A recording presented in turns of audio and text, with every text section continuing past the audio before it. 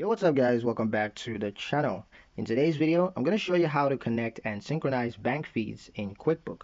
It's going to be a quick one. We're not going to waste much time on this topic. Just going to give you guys a very quick step-by-step guide on how to get this done. So let's get into it.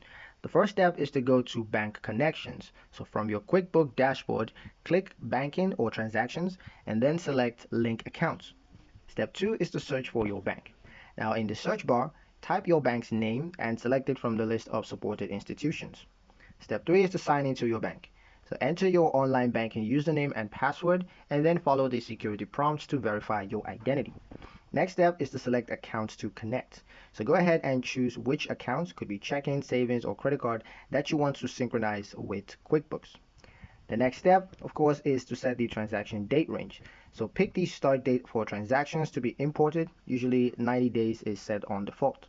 Step 6 is to save and synchronize. So click connect and QuickBooks will start importing your transactions automatically.